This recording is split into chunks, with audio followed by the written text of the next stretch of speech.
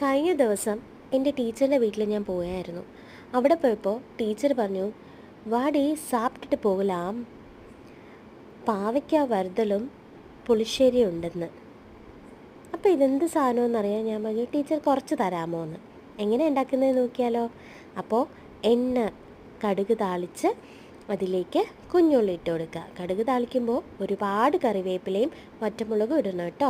എന്നിട്ട് കുഞ്ഞുള്ളി ഇട്ട് നന്നായിട്ട് വഴറ്റുന്ന സമയത്ത് മുളക് പൊടി, ഉപ്പ്, മഞ്ഞൾപ്പൊടി, മല്ലിപ്പൊടി, കായപ്പൊടി ഇത്ര ഇടാൻ മറക്കണ്ട. നന്നായിട്ട് ഇളക്കി കൊടുക്കുക. ഈ സൈഡിൽ ഞാൻ അതേ സമയം തന്നെ ഇപ്പുറത്തെ സൈഡിൽ ഒരു ചീനച്ചട്ടിയിൽ പാവയ്ക്ക മുരിച്ചെടുക്കുന്നുണ്ട്. ഇതൊന്ന് ചെറുതായിട്ട് ഫ്രൈ ചെയ്ത് വരുമ്പോൾ തന്നെ അതും കൂടി ഇട്ട് കൊടുക്കുക. എന്നിട്ട് നന്നായിട്ട് ഇളക്കി കൊടുക്കുക. ഉപ്പുണ്ടോ എന്ന് നോക്കുക. ഉപ്പുണ്ടെങ്കിൽ നമുക്ക് പാകമായിട്ടുണ്ട്.